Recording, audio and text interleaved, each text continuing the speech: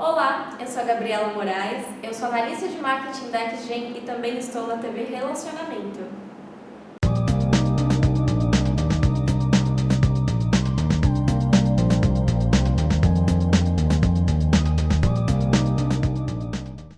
Olá, internautas! Iniciamos mais um programa Gestão Executiva. E hoje nós temos aí como convidada uma profissional que trabalha na parte de despachante aduaneiro. Uma parte muito importante para importações e exportações. E temos então o privilégio de conversar com esta sensacional moça. Muito tá? obrigada, o prazer é meu de estar aqui com vocês. Tá bom. Itaci Moreira, Itaci né? Muito obrigado pela tua presença aqui. Imagina, eu agradeço. Então, assim, conta um pouquinho para os nossos internautas onde você nasceu, um pouquinho da sua trajetória e em que momento da sua vida que você falou, eu quero trabalhar com essa parte de despachante. E minha curiosidade, primeira vez que você escutou falar em despachante aduaneiro, você chegou a se perguntar o que é isso? Então fica à vontade. Quase todas as pessoas assim, de fora,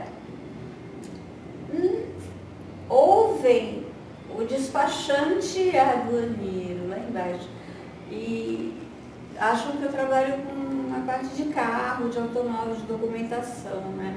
Eles só escutam o despachante.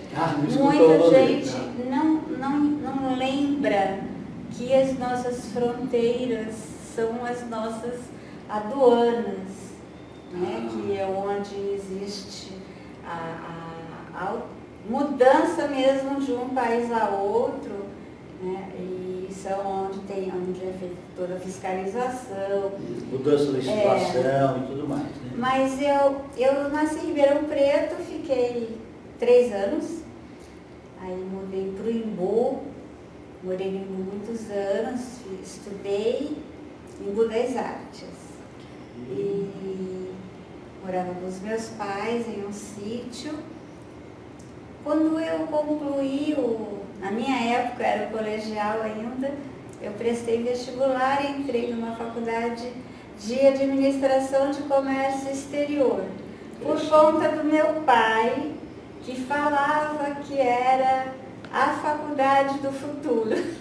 Eu queria fazer direito e meu pai não queria que eu fizesse direito. Acho que ele queria que você trabalhasse no Itamaraty, viu? Meu pai não queria, ele tinha uma bronca de advogado, eu acho. Sim. Eu não entendo, ele queria que eu fizesse comércio exterior porque era a faculdade do futuro. E eu fui. Né? Eu gosto muito da parte de administração, sempre gostei. Aí eu mudei para São Paulo, aí eu morei em pensão, quarto alugado, até conseguir meu apartamento, mudei de emprego, porque ficava muito longe, na época as condições eram bem mais precárias, né? E me formei.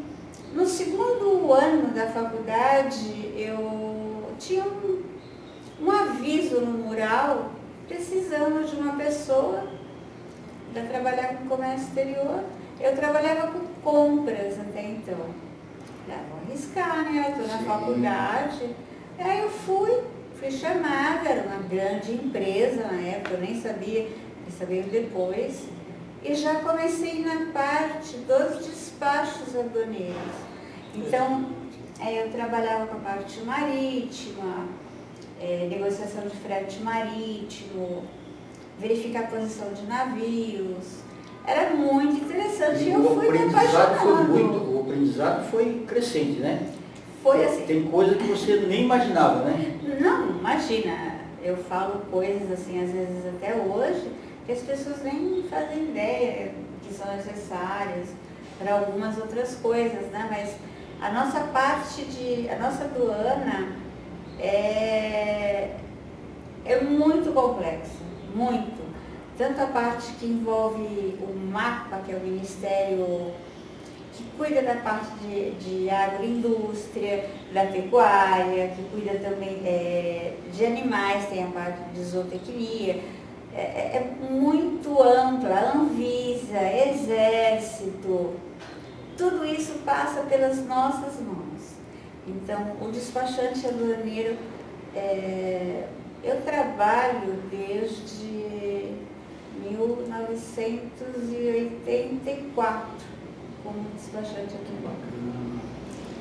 E a gente vê de tudo, porque o processo de alguns clientes, um cliente trabalha com um determinado produto, às vezes químico, que necessita da anuência do Exército. Ok. Outras do Denatran, outras da Anvisa, do Inmetro. Isso é uma coisa que ninguém imagina, assim, que é tão trabalhoso. Por isso que é importante que determinados tipos de produtos sejam analisados com antecedência. Todo tipo de produto, toda empresa, toda pessoa que vai iniciar uma importação, que ele quer trabalhar com isso, tem realmente que buscar o máximo de informações. Essas informações, 90% quem pode dar é o despachante aduaneiro. Por quê? Eu tinha uma grande amiga que passou um tempo nos Estados Unidos, conheceu produtos maravilhosos para a pele e se encantou e veio para cá.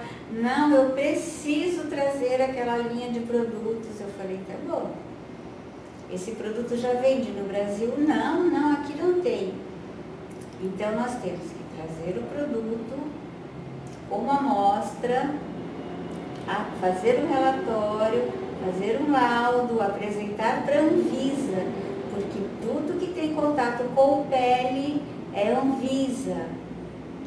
E só depois que houver uma aprovação da Anvisa, você vai poder pensar em comercializar esse produto aqui.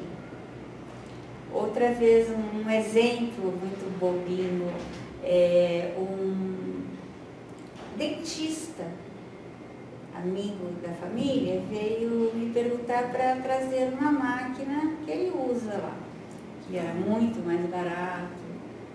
Aí eu expliquei que a máquina, o aparelho, vai ter contato com a pessoa. Sim. Né?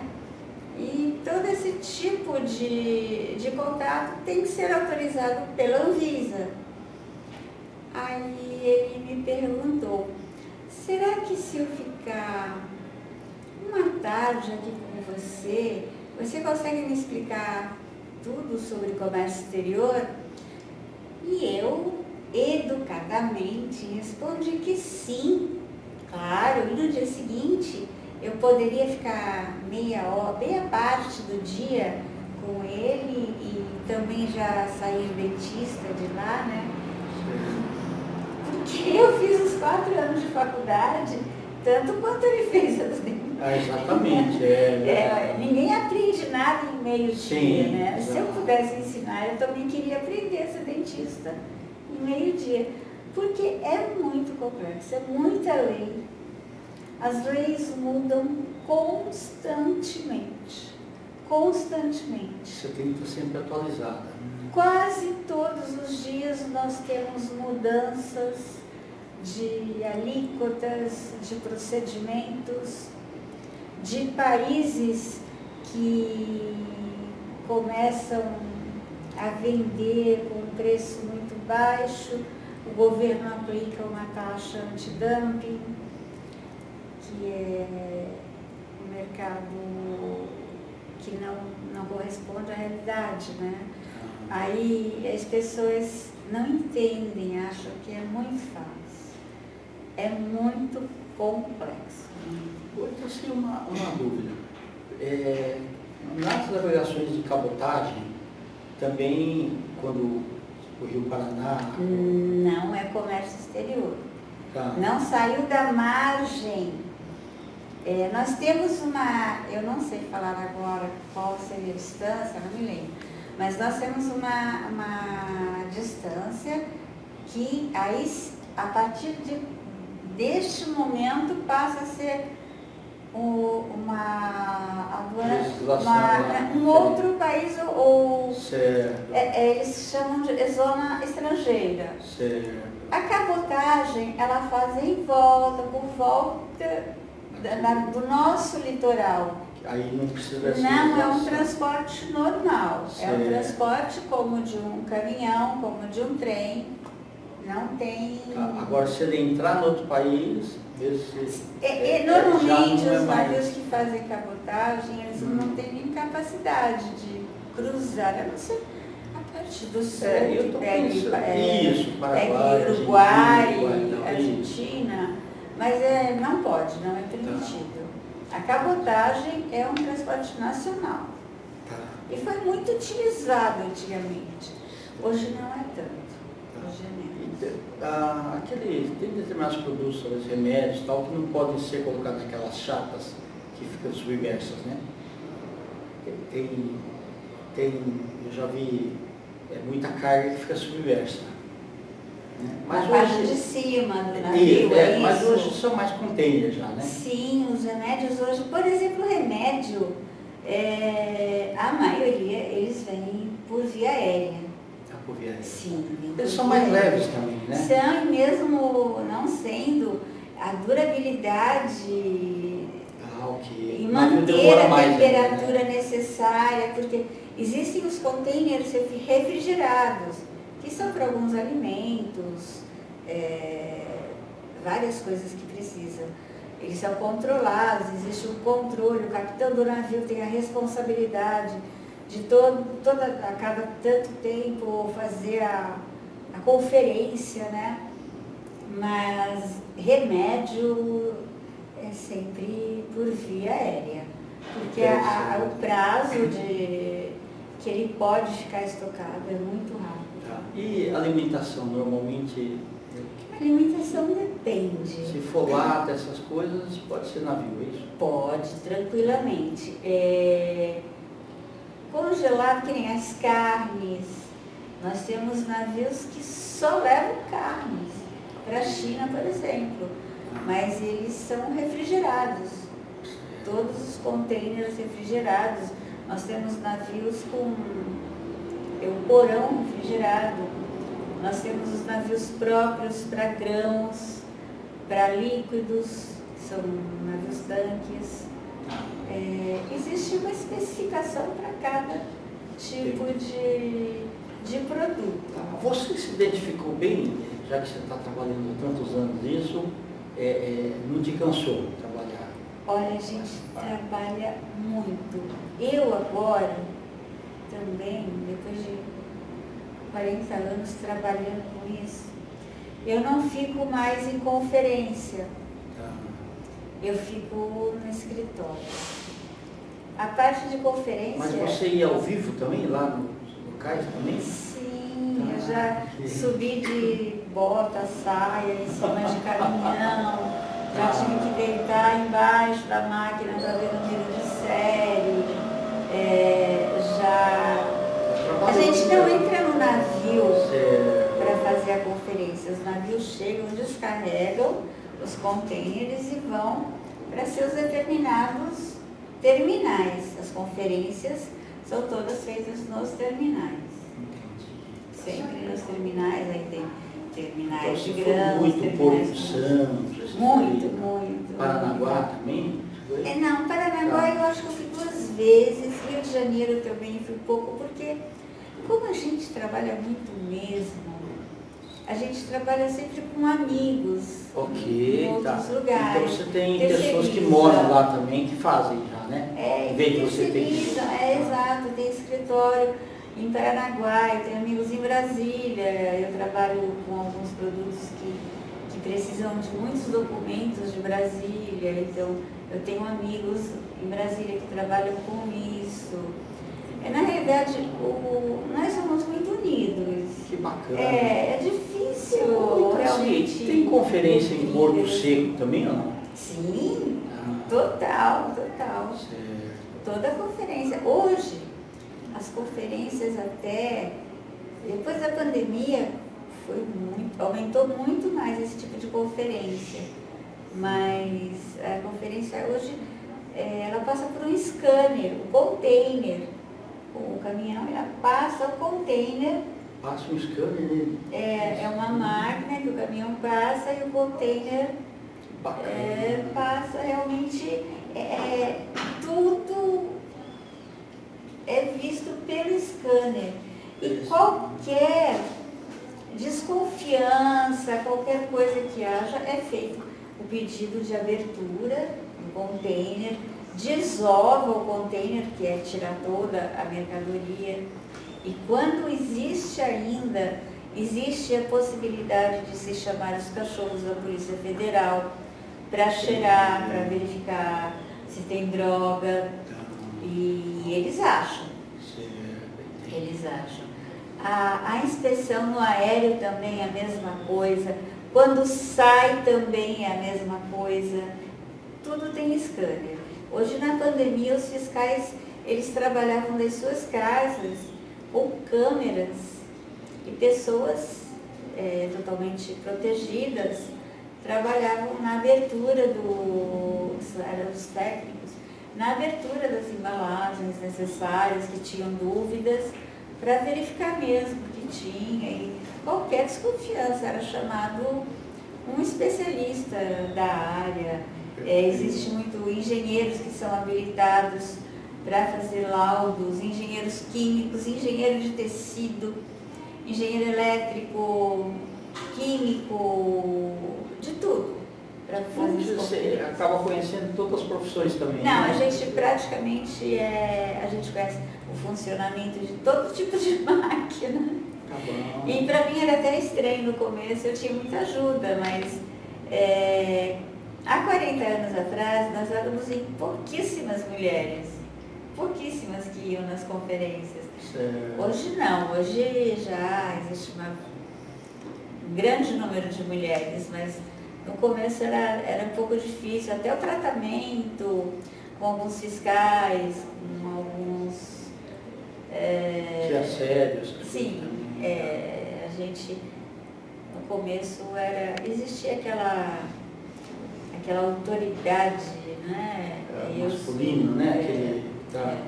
Mas graças a Deus isso hoje não existe mais. Então, assim, uma curiosidade, na parte de animais, como que é feito? Os animais, eles sempre... Depende muito da quantidade, por exemplo, um cavalo. Você vai transportar um cavalo. Tem que ir uma pessoa junto, embaixo, no avião. Ele vai acompanhando, ele é veterinário e ele está pronto para qualquer momento ter que dar uma injeção de calmante. Ok. Ou mesmo, no caso mais sério, de sacrificar o animal enquanto o voo está acontecendo. Porque imagina um avião, um animal que pesa quase 1 tonelada, Sim. de repente começar a ter crise, né? E acontece. Os animais todos são vacinados, eles têm passaporte, eles têm a sua carteirinha de vacina. Tem todo um procedimento junto ao Ministério da Agricultura na parte de zootecnia, que cuida disso. Aves silvestres são extremamente controladas para saída no país, extremamente controladas. Os peixes são liberados normalmente na pista, o despachante vai buscar na pista para que não haja o manuseio incorreto. Corpos, né, falecidos que vêm, tudo com documentação. os corpos, uma pessoa que faleceu fora, o despachante acompanha quando chega na própria pista, quando descarrega ele vem com alguém da família para acompanhar até a alfândega, faz a documentação que é muito rápida. Animais caseiros também, caixinha própria, pode viajar com a pessoa, mas depende da companhia aérea. São algumas companhias aéreas só que autorizam, outras vão embaixo, eles têm que ser medicados. para ficarem calmos o tempo todo. Muito assim, então na verdade um despachante aduaneiro, você tem que ter turnos, manhã, tarde e noite, muitas vezes. Tem, a gente já trabalhou muito de madrugada. E feriado, Natal, todas essas Tudo, coisas. tudo. Afinal, a gente não emenda, tira umas férias do Natal para o Ano Novo, por exemplo, que parece que todas as cargas chegam Entende? nesse final de semana. Então assim, muito obrigado pelas Eu que valiosas informações, agradeço, tá? é muito importante que as pessoas saibam que não é tão fácil assim. É verdade. E por isso talvez as pessoas se assustem. Importado é tão caro. Existe... Tudo tem seu preço. Tudo tem seu preço, né? É. É Eu verdade. queria que você deixasse os seus contatos. O meu e-mail é itaci.impou, com 2 Os, L, A gente vai deixar escrito aqui. @uol.com.br. O meu telefone é 11 99974 3865. E no Instagram, no Face, são contatos também pessoais, vocês vão ter tudo aqui embaixo. Internautas, com os agradecimentos então a essa fantástica profissional, Itaci Moreira, nós finalizamos mais uma Gestão Executiva. Um grande abraço e até a próxima. Muito obrigada.